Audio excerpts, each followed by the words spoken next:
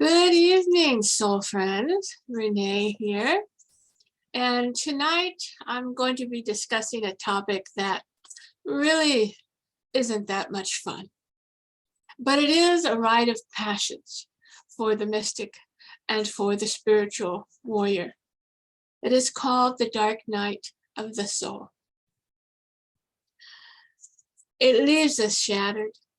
I have been through this so many times in this lifetime. I can't even keep count anymore.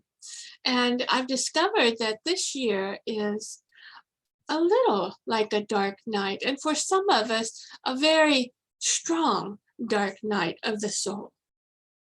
I'm pretty sure I'll be going through many, many more dark nights. It's just not a one-time thing. It is necessary for our evolution. It is necessary for our spiritual growth. It is necessary for our ascension. The dark night goes by many names: positive disintegration in psychology, soul loss, the descent into the underworld, death of the shaman, healing of the broken, wounded warrior, death of the ego, birth of the mystic, birth of the Buddha, birth of Christ consciousness, birthing of the earth angel, which so many of you are. And many of you have been through this, but I don't know if you know it actually has a name. It also includes the phoenix effect, which is the disintegration of the old story where you begin to rise. It is a burning away of the dross, of the lower vibration of our energy selves. It is the space between stories. It is the white wolf versus the dark wolf. It is soul fracturing. It is shedding the false truth, healing of the wounded child or the inner child, and also the ego is crucified. It's kind of like the myth, the concept of boiling the frog in water. It doesn't realize it's being boiled until it's pretty much a goner. And that's how we are, unless the situation comes very abruptly. Suddenly you're turned upside down, inside out, over and under. And then you have to find your own way to the light. Most people don't realize what is happening to them. And they feel so lost. They don't understand. And they've been trapped in this grinding emotion of sorrow and serious grieving. It's the weight. I had a great review. What do you mean you're letting me go? It's the, what do you mean you're leaving? We're getting married. It's the, what do you mean I need to leave this church? Why do these people think I'm so weird? I'm a Jesus girl. You ask why a lot. It is a separation of what you thought was your truth. This shocking awareness is accompanied by a painful shredding and shedding of a previous framework of your consciousness that includes your identity, your relationship, your career, habit, belief system that previously allowed us to create structure in our lives. It is a death of the story or the end of a chapter. And sometimes we have to leave the whole book. It can include past lives and karma. So it's a good idea to keep current with your astrology chart, and that would be the progressed chart.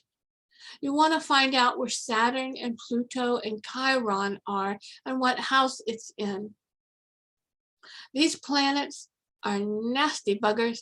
They are transformers. And, you know, as a collective consciousness, we've been in this for about 4 years. Just think about what we have been through with COVID. You know, you talk about a dark night. The whole collective, the whole globe went through a huge dark night of the soul, and we are still in it. Because of the death descending consciousness, that comes with this, I need to mention that it's a really serious, dark, grieving, emotional situation. So if you need to be in counseling or therapy, get it. And it can also make you feel like you're really dying or you really want to die. And so I must mention the suicide lifeline, 988, 988. Don't ever make a permanent choice for a temporary situation. Your life and light are valuable and are needed. There's also a number 1-800-320-4357, but I think now it's all been changed to 988. The dark night precedes and is simultaneous with an awakening. It precedes the birth of a new consciousness and a new identity. It's very personal and it needs to be processed by you. You can have someone to assist you in understanding what's going on and the methods of healing. So don't go through this alone. It's not a clinical depression. However, we can get very depressed. So if you need to be on medicine for some time, please seek help. It is not a mental disease. It is a spiritual depression and also purification. It is ongoing. It can last for quite some time to various degrees of suffering. Where it comes from is the loss of something or someone that made you happy. It's a life event that caused forced change. We don't want it. Simply, we cannot continue living the old life. It is a multi-layered plethora of emotions, phases, shifts, balance, and tumble of stability inside, outside, upside down. Some research pages will say, these are 10 things to let you know that you're going through the dark night. Well, I'm here to tell you, it's more than 10 things, and each and every one of them is going to hurt. It is the ego versus the soul. When we begin our human journey, it's all about the baby. Hold me, touch me, feed me, change me, me, me, me, me, me. And depending on the person, this can kind of carry on through the rest of their lives. So as human beings, unawakened human beings, we can be ego-centered rather than soul-centered. The dark night of the soul is initiated by the soul. It means you have strayed too far from your soul truth or your divine purpose. Spirit, God, universe begins to pull you away from the wrong path. You have put too much value into a false thing or a person. The dark night forces us to do a search and recovery of our own inner truth and happiness. You have gone against your core.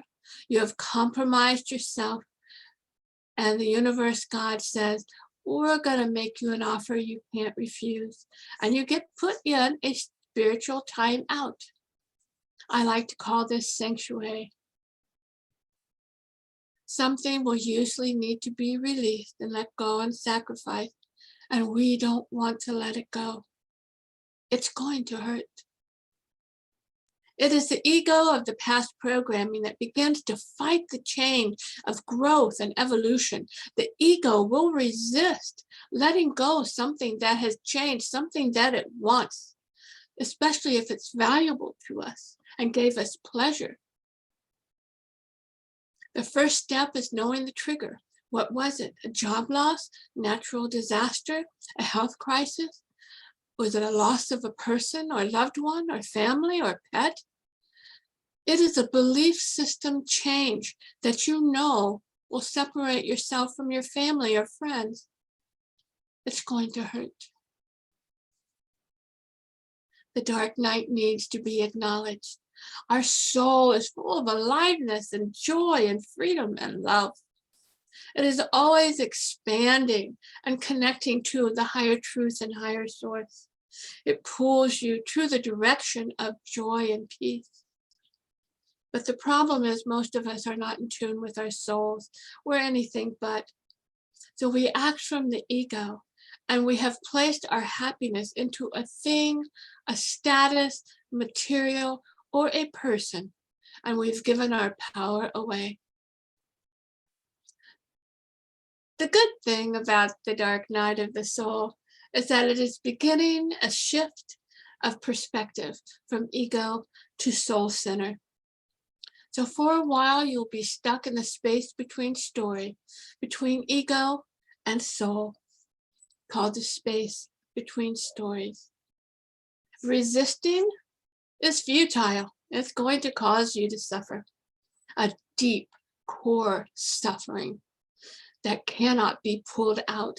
It's only healed through soul action. It will hurt badly. It takes the brain 28 days to process and accept a loss.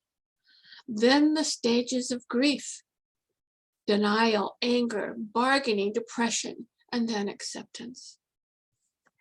It is a deep sense of emptiness, an emptiness because something or someone used to be there.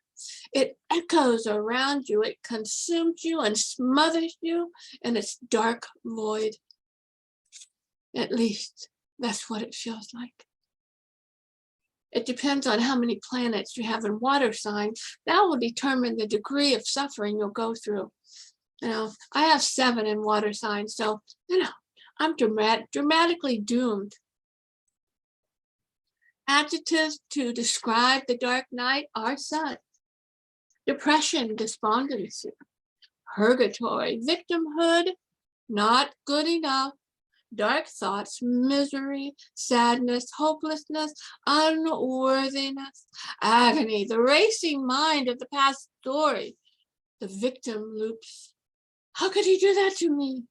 Frustration, meaninglessness, being so vulnerable, insecure and uncertain, and an aloneness that echoes around us. Who am I? What if I'm not the person I thought I was? If I'm not who I thought I was, then who am I? You feel despair and horror when observing the world and the suffering in it. You'll begin to feel the collective consciousness. So don't watch the news. You'll begin nutritional changes. Lack of hunger will be the beginning of it. You just can't eat. During right after my husband's suicide, I couldn't eat. But, I made sure that I took protein shakes just to keep me alive and breathing. Or you can binge eat every cookie, carb, sweet, salt thing that you can get your hands on. You'll have weight loss, weight gain. Watch the alcohol because you can begin to drown yourself, and that's not good either. We must create a safe sanctuary for ourselves during this dark night event. You have a homesickness in you. You yearn for a safe place. Just get me out of here. I don't want to feel this. Even though we're separated from spirit, we feel the call for home. It's too hard here as a human. Most of the time, the bed or couch is the place of comfort. God told me back in the spring, I've asked this question a lot this year, what's the point of all this? And Spirit told me, child, don't you understand? Spirits over here want to come to earth. They want to experience being human. And I'm like, why the hell? And he said, because over here, we're energy. We do not feel here. And I was like, what do you mean you don't feel? I had never really thought about it. But we're energy. We're quantums and quarks and vibration and resonance. We go up and down and out, but we don't feel. It's apparently Earth is the dimension of emotion. And so he said they want to come there. They want to feel the bliss and the despair. The problem is, as humans, we stay stuck in those stories. We're supposed to Integrate the experience, feel all the feels that there are, and then keep going. Yeah, good luck with that. Just like a snake, when it sheds its skin, its eyes become completely white and clouded. It's blind. Its skin itches. It's very uncomfortable. It seeks darkness. So it puts us into a state of grace, being held by the divine. Footprints in the sand. Where were you, Lord, when I needed you? I don't see you beside me. And that's because I was carrying you, child. You may even feel like you don't belong on this planet. And this is the awakening of the earth angel. Lighting in your home. Keep your home lit. I have salt lamps in every room. Don't allow your home to go dark. Don't allow that darkness to come around you. Become very present moment. So you don't worry about the new story. It will emerge when you are ready. Maybe there doesn't need to be a new story. This is how we just begin to be present, in the here and the now, and the next now, and the next now. We may also have a need to be clean and purified and decontaminate ourselves. We may shower frequently, start a vitamin program, begin to lessen non-natural products that are around us. Or we can just become stinky and lay on the couch. When the dogs begin to sniff and snort, it's probably time to go take a bath. Body changes, deep pain in your core and your bones. You may ache from time to time, and this is the spiritual flu.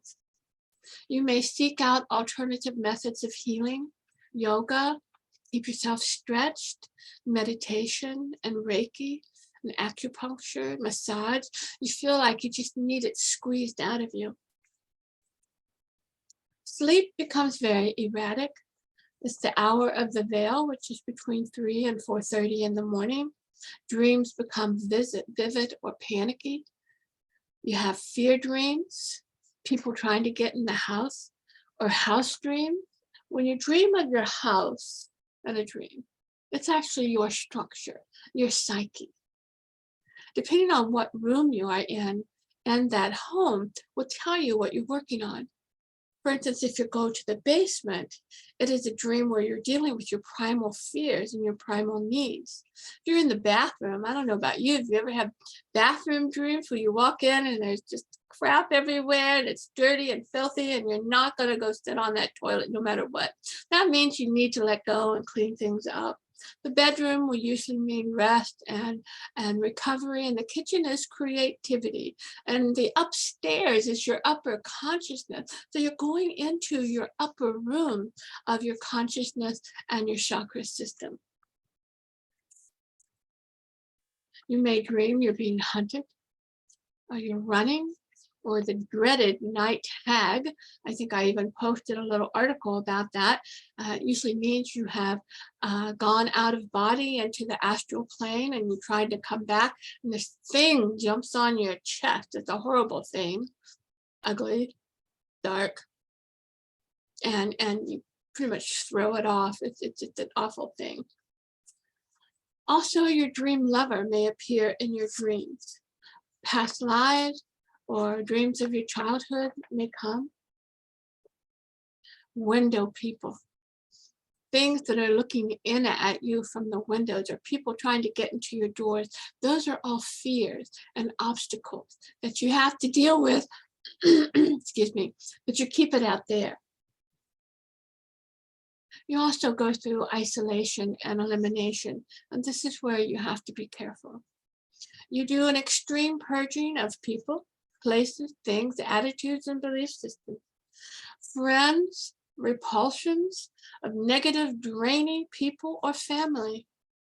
You become intolerant of the old behaviors. You feel disconnected to family or tradition or the belief system, that you know that it isn't true for you anymore. Looking through your life, you may hear yourself say, this doesn't mean anything anymore. You may embrace a different religion or leave a religion. You may go to therapy, develop alternate healing methods.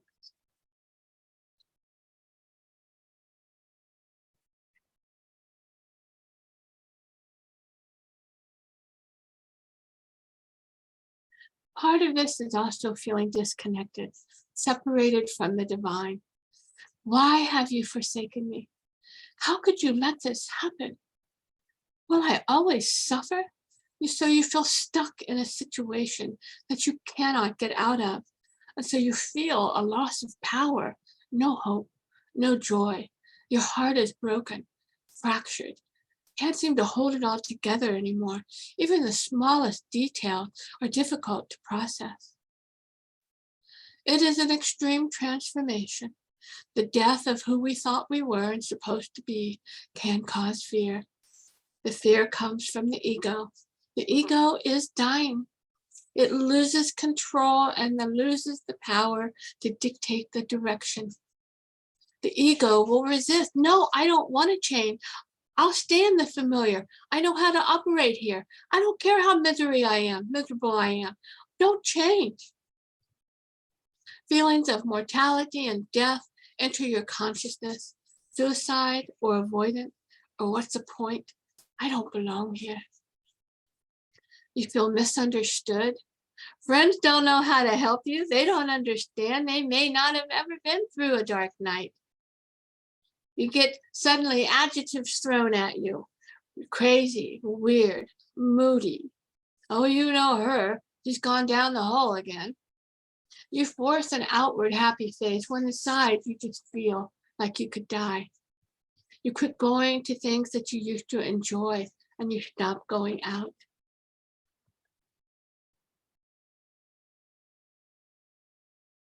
The hardest part for me during the dark night, especially if it's the loss of someone, is waking up in the morning to the nightmare that you did not choose, the nightmare that you absolutely do not want, the nightmare that you could run screaming from. You live out your day on autopilot because you're so numb. You're confused.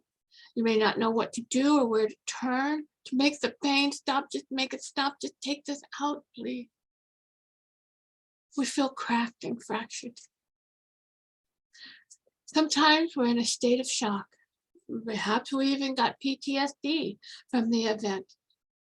So this is where you have to strengthen the space that you're in. What are your priorities? Breathe, just breathe. Think about what absolutely just needs to be done. I had to make a list because when I woke up, I was just so PTSD and ADD and just out of it, make coffee, let the dogs out, take a shower, whatever I needed to do, it was written down. You need to first take care of your safety and your mental and emotional and financial needs, your housing. Do you have enough money? Are you going to have to keep going to work while you're going through this? You need to protect yourself and your space and get help if you need it. You also go from participatory to passive, which is a good thing because it's the beginning of non-attachment. You begin to witness your journey through the process. Deep breathing is a good practice. Hand on your heart, hand on your tummy, just breathe in life. Get in touch with your life force. That's all you have at this time. You will shut down and move away from what used to make you happy or motivate you. It is an unconscious movement towards what our soul desires, and it forces you to be very present moment. No aggressive change, no making life-altering decisions at the time. You need to sit with it. You need to understand it. You need to integrate it and process it. It also comes with an identity crisis. You don't know who you are anymore. I used to be a teacher. I used to be a wife. I used to be a mother. I used to be a fundamental Christian. I used to be belong to an Irish family. I used to be so many things, and I am no longer.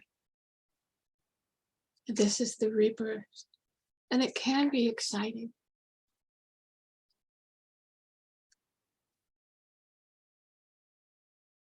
It begins to put you in a place of kind of innocence. You begin again, just like you were in the womb, but this time you in spirit decide who your identity will be.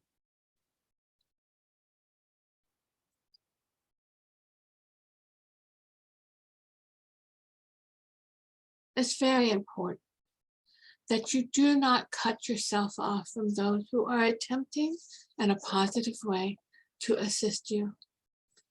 You should not go through the dark night alone. You need someone you can talk to, someone who can answer questions. Things become too threatening if you isolate.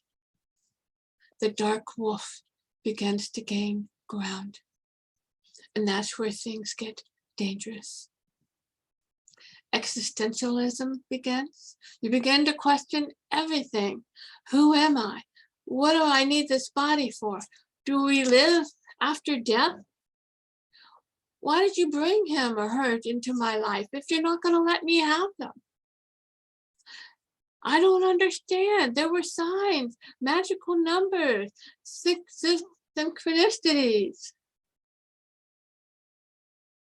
Is there rebirth? What's going to happen to me? Why am I here? Does any of this matter? You go into despair and remorse. Thinking becomes overwhelming and grinding of the past story. You feel very insignificant and small, aware of how damaged you are, aware of perhaps you're a victim. Disparage over choices and decisions you've made, and guilt and shame, and that darkness begins to swallow you. This is why you need someone with you. You need someone to reach in and pull you back into the light. You become aware of how you have let people control your life. This is a great time for the inner authority, self-sovereignty to begin to be born, where you become your own parents. That's a whole nother video. It is the power that's being born in you. And this can happen in a dark night where you become your own father, a hunter, a warrior, your own goddess, mother, warrior. The father directs you, protects you, creates your self-esteem.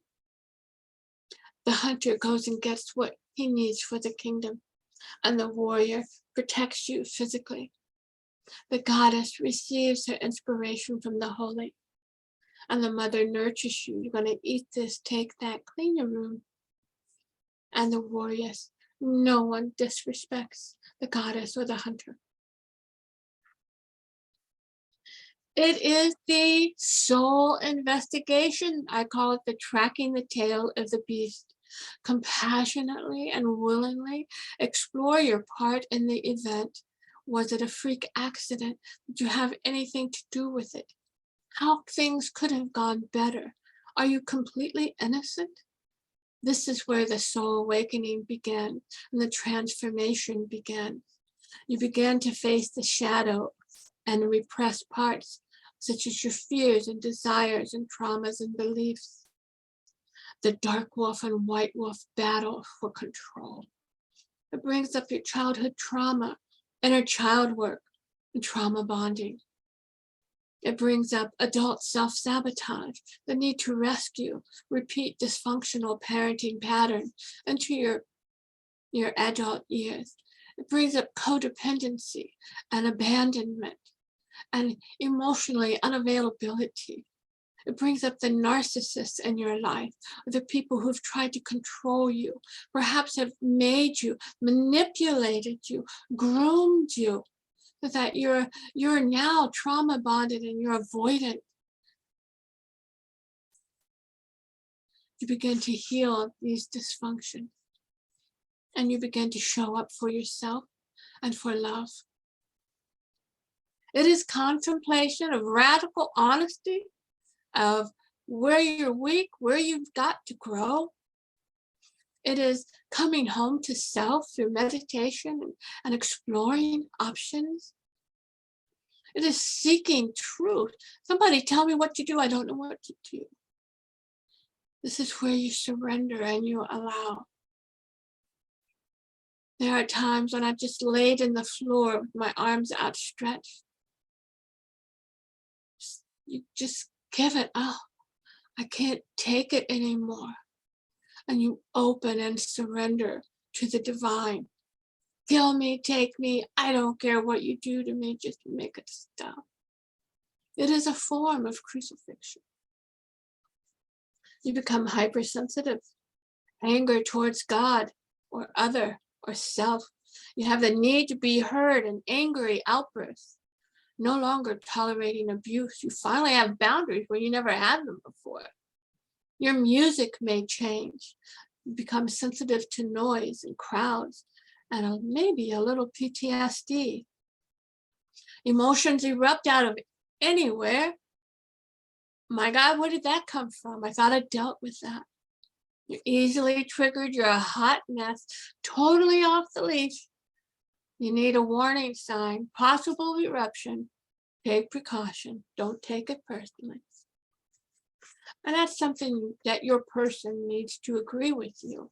Is not to take things personally because you are shedding and shredding. You may have and get a preoccupation with death. You may feel like you're dying because the ego consciousness is. You may seriously feel like you will leave this reality.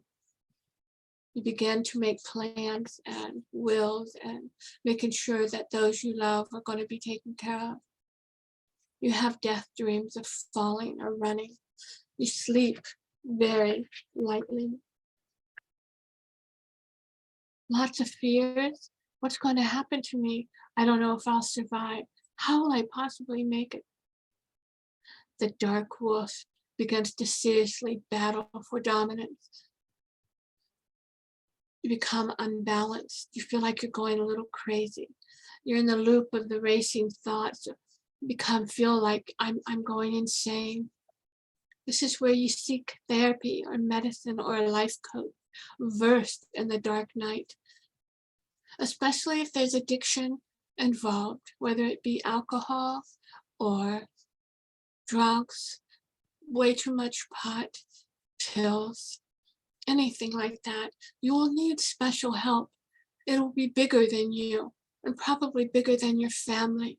And so you will probably need to go to rehab along with exploring your mental and emotional imbalances. You will have an uptake and intuition and psychic sensory awareness, sudden awareness of the collective consciousness. You begin to see your reality in a different way. You cannot unsee the falseness. Going back is not an option. Your ears may hum, the magical numbers may just come and come and come.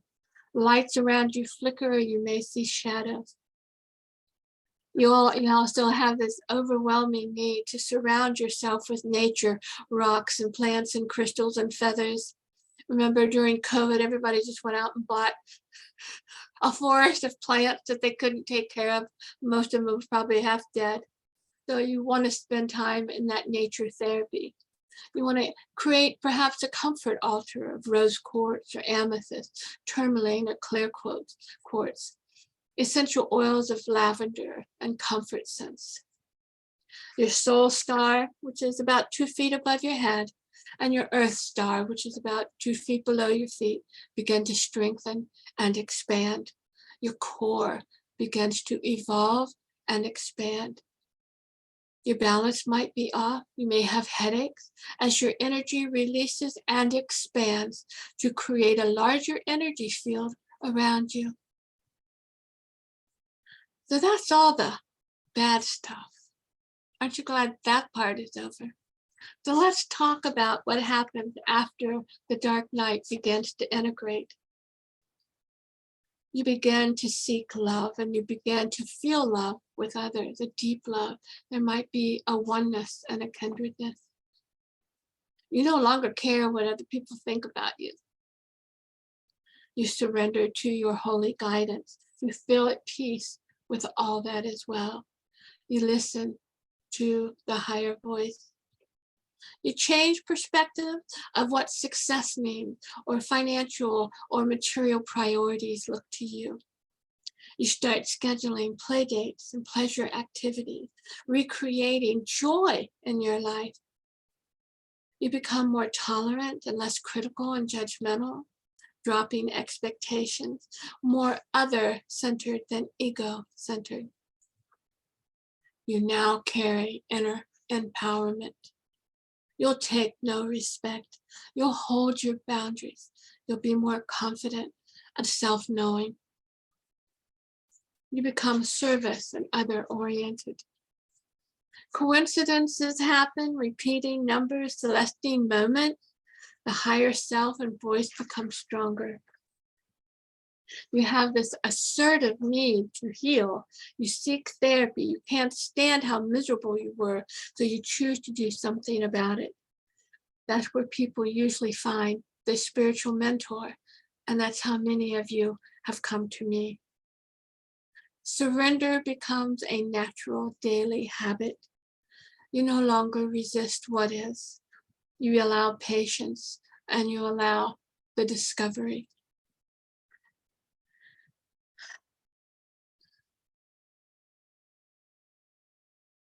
Radical forgiveness is also part of this. If someone has hurt you or harmed you, you begin to awaken to forgiving them for their dysfunction and unhealedness. Forgiveness is not for them. You're not condoning what you did to me is okay. You are liberating yourself from the expectation that they will feel sorry for what they've done to you. God has told me when I asked about my ex, he injured my spine. When is he going to get his? When is he ever going to be sorry for what he did to me? A spirit told me, which was one of my very first lessons. He will never be sorry. He will never have remorse. He does not think of you or the damage he has done. You just need to take care of you and let me take care of him. And this is where these wonderful words came to me that absolutely liberated me. Most of you know these words. You cannot expect a cockroach mentality to think like a butterfly consciousness. And it just totally liberated me. I let all people go who have that dysfunction. I mean, my God, we are all so unhealed.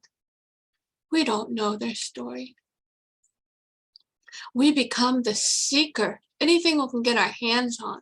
Reading, watching, learning, obsessive need to understand and to grow. You will change your tribe circle, and other earth angels and like-minded people will come into your life. You seek connection rather than trying to impress. You incorporate meditation and mindful living. You follow the pain in your body and you understand what it means and what it's about. Your life begins to feel meaningful and authentic and expansive because we're growing into who we are meant to be. And one day, the morning after does come. We see the light over the horizon. We can breathe again without sorrow.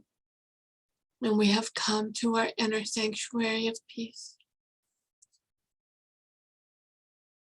The dark night of the soul is an amazing process. And yes, it hurts because we don't want to lose what once was so important and valuable to us. whether it be a thing or a situation or a person. Embrace the transformation. Do not resist the process. And at that, from all of this drama, I send you peace and love and light and good health and positive well-being. Know you are loved very deeply and soulfully. So it is, and so it shall be. God, Goddess be with you.